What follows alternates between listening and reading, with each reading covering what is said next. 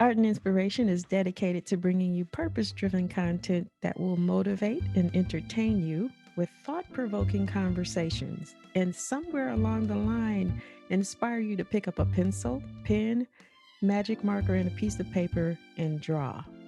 It is our hope that your time here today is time well spent. I'm Rita Rue. Welcome to Art and Inspiration, Episode 3. Today's guest has committed to changing her life through Jesus Christ. She's a wife, a mother, and she's author of the book titled My Life in the Sunshine. Please help me welcome Sabrina. Thank you. Thank you. Sabrina, thank you for joining Art and Inspiration. How are you? I'm good. How are you today? I'm doing well, Sabrina. Like I said, thank you for taking time out of your schedule. I'm going to get started and ask, why did you write this book? Um, Actually, I was inspired by my husband, William, can't also known as Can't Stop Will.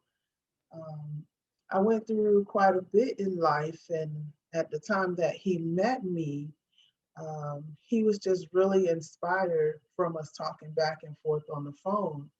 And when I met him, I was going through a difficult time.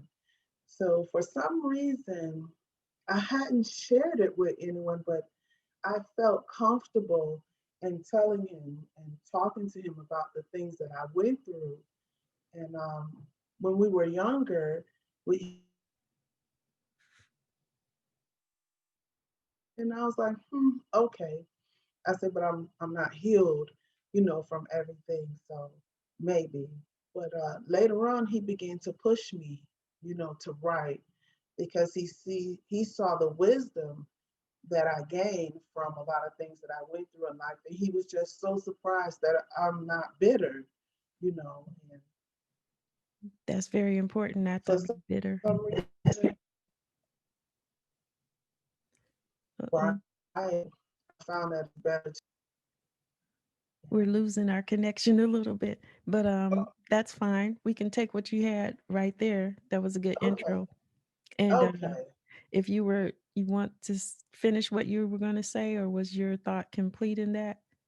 Yes, I was just saying it's better to forgive Mm-hmm. than I to agree with carry. that. Yeah. What was life like living in Syracuse, New York for you? I don't remember much because I was about 2 or 3 years old when I left.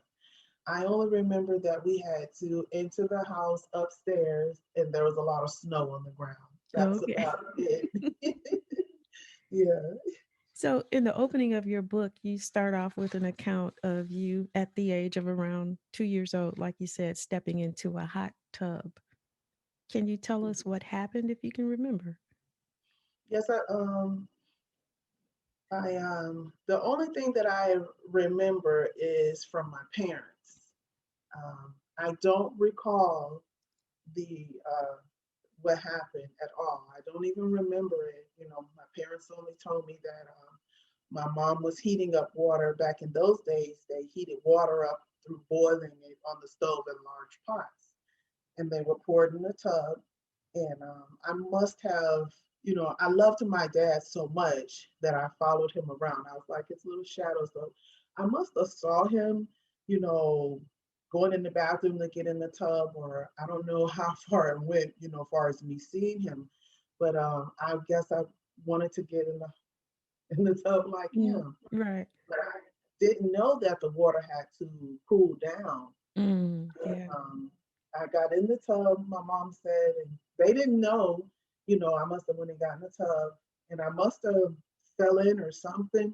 But when I came out and I went to my dad and he just noticed the look on my face.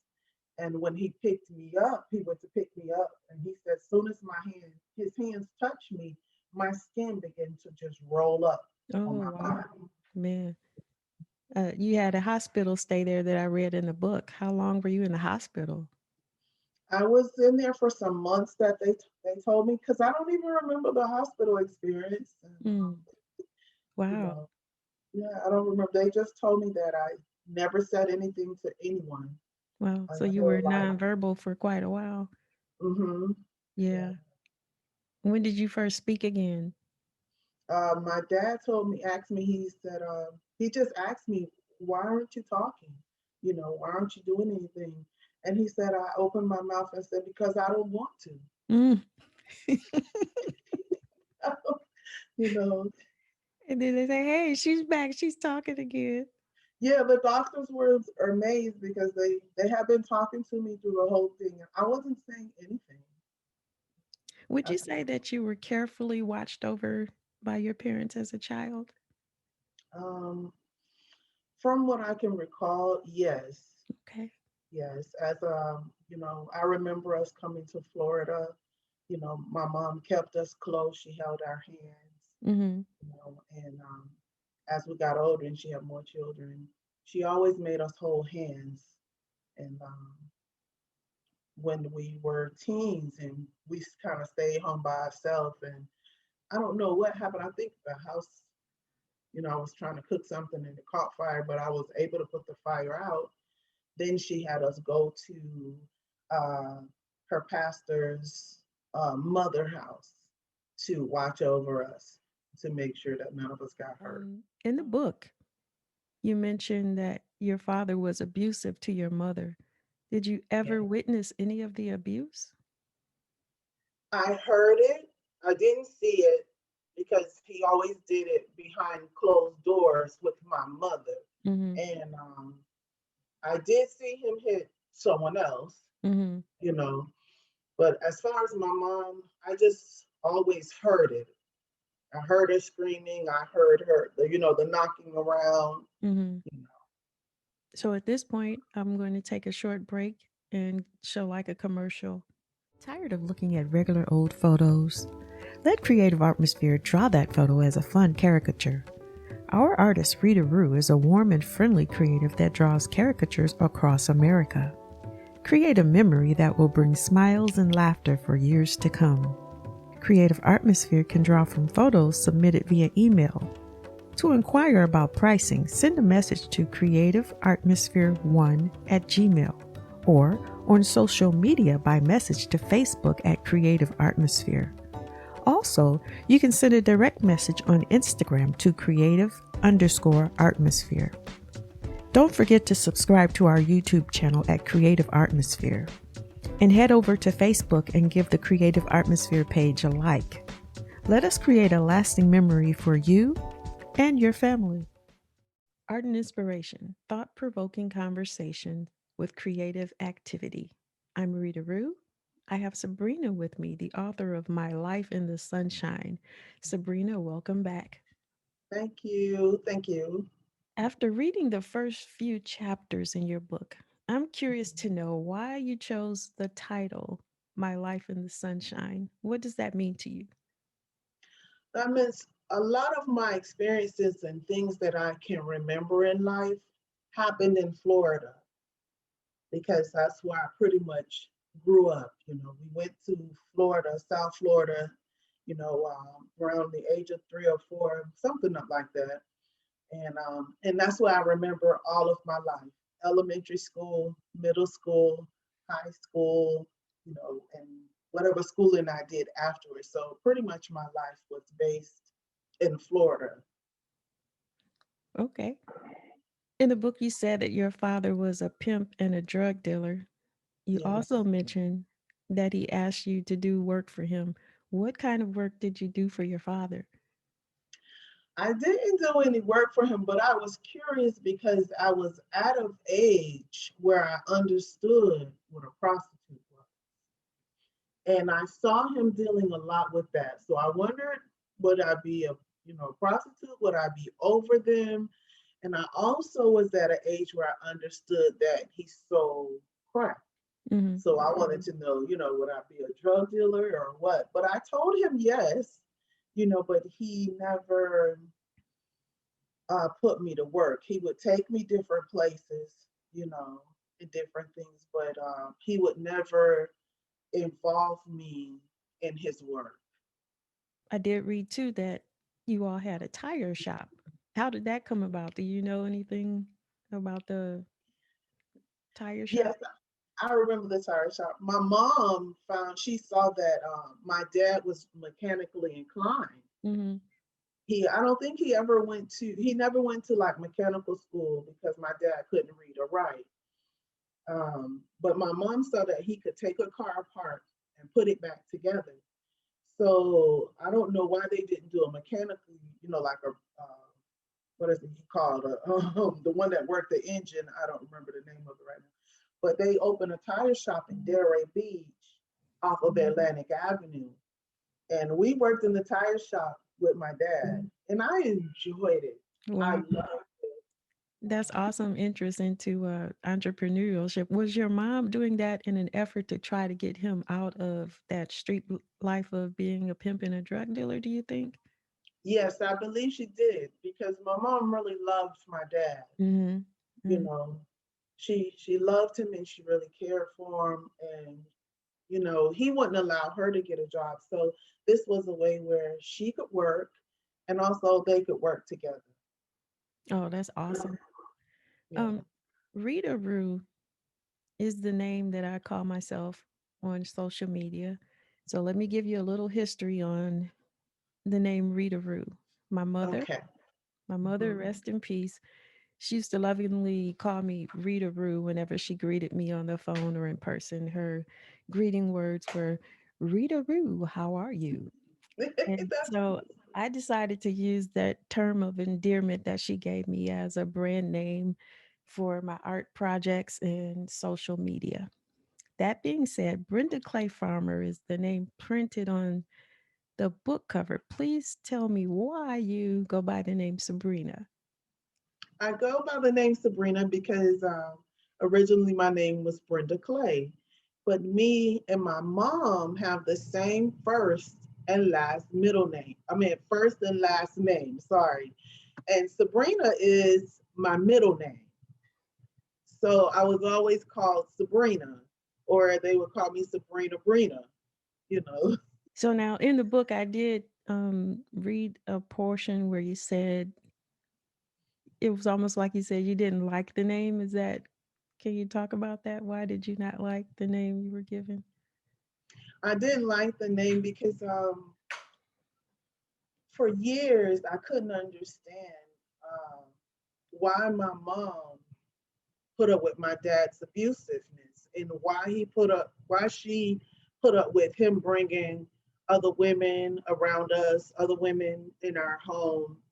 Why did she tolerate those things? I didn't understand that, and I was angry with her um, because she didn't protect me as a kid when my uncle molested me. I was angry with her. I felt like it was her duty to protect me, you Yeah. know, especially with me and, with it happening in the same home that we lived in. And I blamed her. I don't know why I blamed her, possibly because I favored my dad as he favored me, and my dad did no wrong in my eyes. Mm. I know that, in the book on the cover, which I have right here, I'm going to show your book. Okay. But as I look at the cover, I see that there's two helicopters with the light beaming down. What does that symbolize to you? That symbolized my teen years as I got older.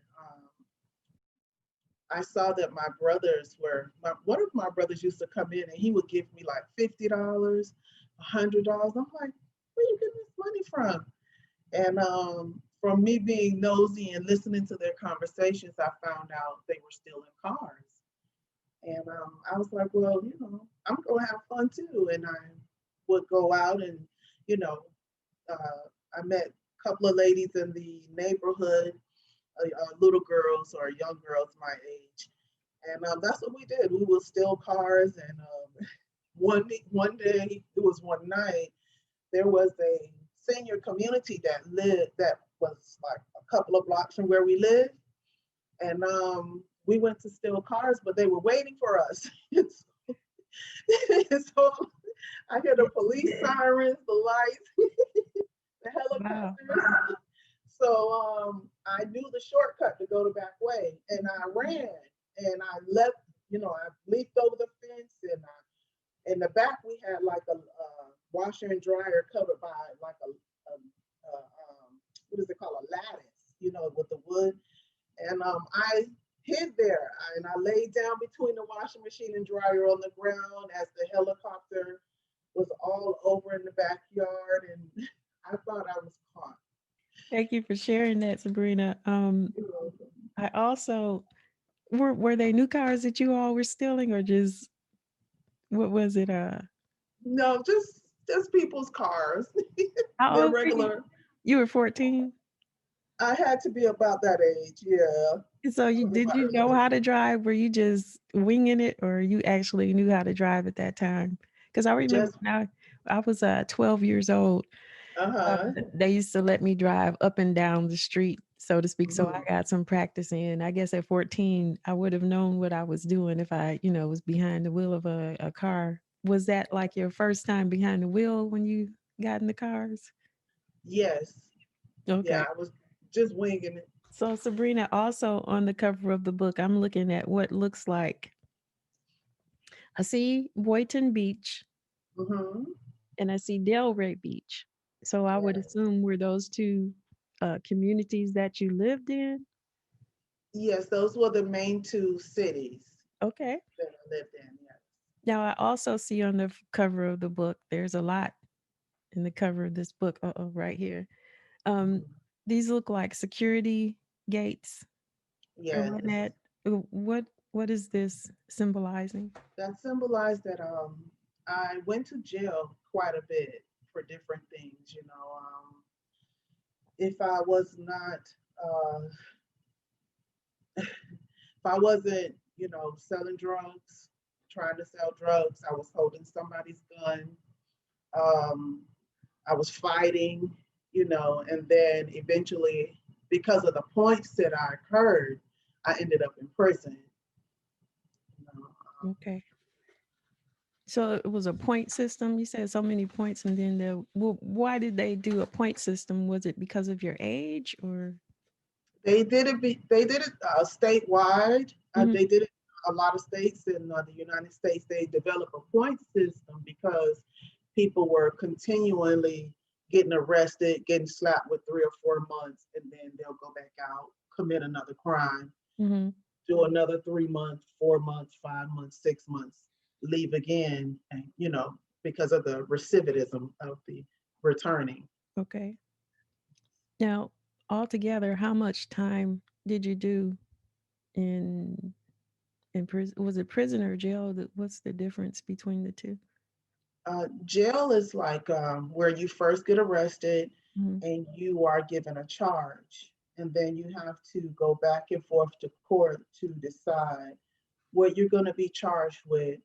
And then after they decide what you're going to be charged with, they kind of look at your life a little bit and see, how often have you been arrested.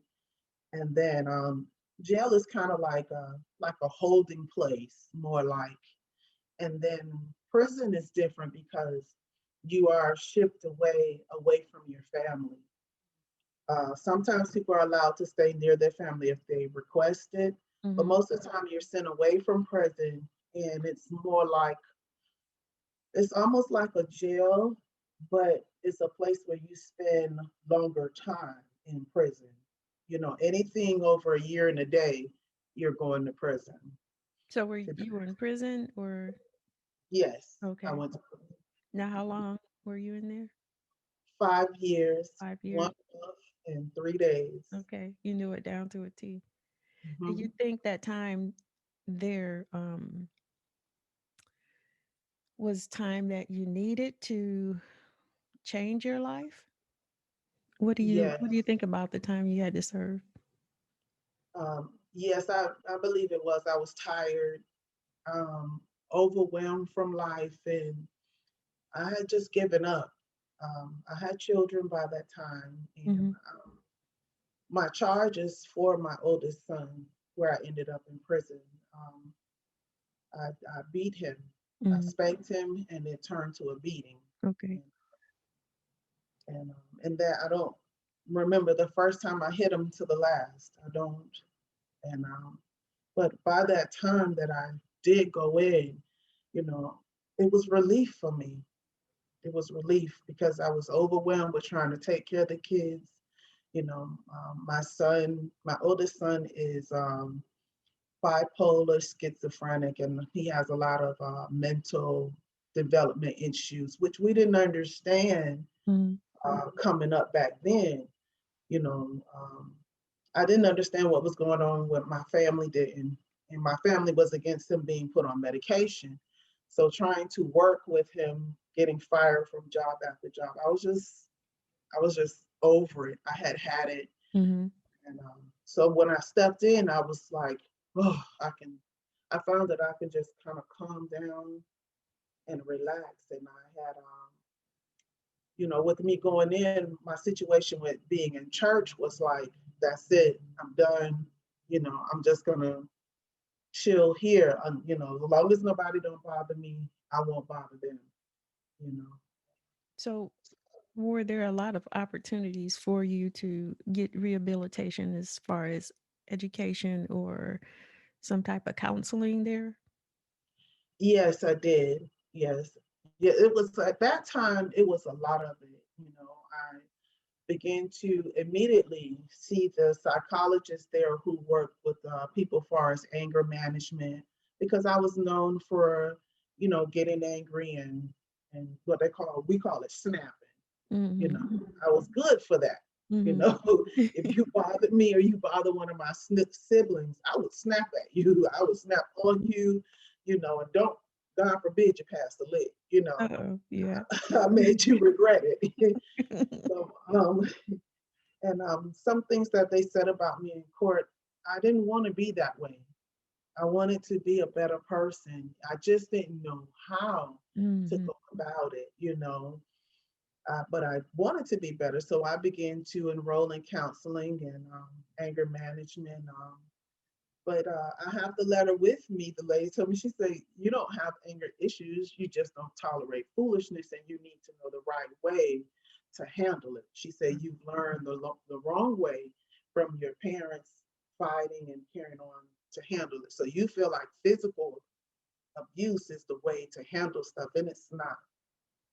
And also, I got involved in accounting classes, bookkeeping, in which I do still have my certificates for, and I have college credits and things like that.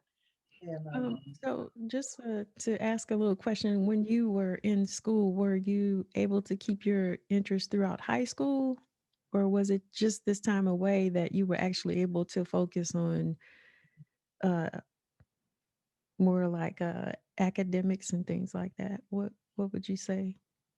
in high school, I didn't have any, I don't know why I didn't have any goals for anything.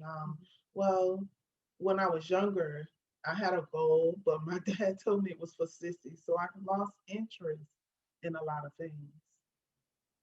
I'm sorry, your dad said what? I didn't understand. He said what I was interested in was for sissies. Oh, I don't know why he told me that, but I wanted to be a ballerina. That's what was. okay, all right. So that made me lose interest in a lot of things. I just couldn't find where to go. So You your know. dad's opinion was very important to you. Is Yes, that it true? yes it was. Yeah. His word was bond to me. His word was life. Yeah. Were you actually trying to emulate him when you sold drugs and things like that? Um, Not really. I didn't like the what I saw of people. I Mhm. didn't like the downward phases I saw of people. When I tried to sell drugs, it was more for money purposes because Mhm. with my mom and my dad divorced, we were poor, Mhm. because we didn't have all the money and the cars and all of those things. And when my dad left, my mom found an old beat up station wagon. That's what she was able to purchase, with whatever money she had. So I didn't want to live poor. Is there anything else that you want to cover, Sabrina, that I haven't touched on yet? Yeah, I just want to touch on that. I've learned so much. And God is so good. When I didn't want anything to do with him, it's like when I was in prison, it's like one day he kind of picked me up off my feet and took me into the chapel. Like I was like resisting. And I'm literally, it's like he picked me up off my feet Mm. and put me in that chapel. And that day they were doing a class called Peacemakers. And they began to talk about forgiveness and how it could help you. And it's like he touched my heart. And I haven't been the same since, you know, and I appreciate that. And I don't want to spend too much time, but I even got in a car accident, and the doctors told me I wouldn't make it. They told me there was nothing they could do for me. I had cut my liver, Mm. but I didn't see anything going in and out of uh, in coma and stuff like that. But I knew that when I came through and I was alive, I knew He had healed me. I know that I have a purpose, and that's what I kind of push today. And I asked him to give me a heart like Joseph, to not be angry with his brothers or other people, through all the things that I've been through, which are in the book. But he gave me that heart. They say I'm like a will. He gets mad at me. He's like, you're like a kid. One day you're upset with somebody. The next day you act like they've never even hurt you. Mm. And so I really believe that all things work together for the good of them that love the Lord and are called according to his purpose, no matter who or when or where. You know, it means a lot when you can love someone unconditionally in spite of the things that they've done in their life. A lot of times people do what they do because they don't know any better. Um, when I think back to my stepfather, who was Reverend Isaac Ashford, um, he would preach a repetitive sermon, a message over and over again. We heard it often. And one day on our way home from church, I asked him why he preached that message so much. And he Mhm. said, because people are not doing better. And I asked, what do you mean by that? And he answered, if you know better, you'll do better. And until people know better, I'll keep preaching that message. When they Mhm. learn better, then I can move on to something else. And Yeah. those words kind of they ring true to me because you can judge people all day long on the things that they do in life, but a lot of times they do what they do because they don't know anything better to do. And until Right. they learn that, then that's when, well, at that point, they can turn their life around or allow God to turn their life around as such as you have and Yes. go from that point forward and live, not die, but you live into, your new life. What you did yesterday is behind you. Yesterday is dead and gone. Tomorrow's Yes. not promised. All you have is your right now. So you That's live right. life according to how you know is right for you right now. Right. And, I wanted to say that about your book. It is very inspiring to Thank see you. you change your life the way that you have. You know that you knew that you needed a change and you did. You allowed God to use you in your life and mold you into what he would have you to be. What Yes. advice do you have for young troubled teenagers um, that may be looking for a way and thinking they're stuck? Do you have anything you could say to someone? Y- Yes, I do. It doesn't matter where you are today. It doesn't matter what you've done or how far you've come. It doesn't matter even if you're incarcerated with a life sentence. God is still real and He hears. He hears. His heart is genuine. And I'm not talking about human genuine, I'm talking about God genuine. If you call Him and you're willing to say, okay, I don't know better. I need you to teach me what's better. You know, um, he's willing to teach you. And I find that his word is so repetitive, just like your granddad's message. His word is so repetitive from Genesis to Revelation. He wants us to do what's right. He has put in his word what is right. He's put it there and it can be done. And he's given us an example, his son Jesus. He hasn't even left us there because when Jesus left, he sent his spirit. And his spirit is here to help us, to guide us, and to lead us, you know. But if we have to take the time to say, okay, I can't keep reacting the way that I used to. You know, like I had to learn, and even still, I have to be reminded today. I can't put my hands on everything and everyone that I feel crosses me. I could be right, but how does God want me to respond? The love that he's given me, I'm learning. He wants me to give that same love to somebody else. So, that's the way. Sabrina, thank you so much. You said a lot right there. Um, for everybody listening out there, and it's that time of year where you can stuff a stocking or put a gift under the tree. We ask that you consider putting this under the tree as a Christmas gift. Yes. This is My Life in the Sunshine by Brenda Clay Farmer. Yes. Tell them how they can get a copy of your book. It is on Amazon and it's only $13. I didn't want it to be a lot because to me it's a need to know that you can come from the worst to get to the best. God is the best. His life is the best. You know. Sabrina, thank you so Yes. much for joining Art and Inspiration episode 3. Thank you for having me. I appreciate you.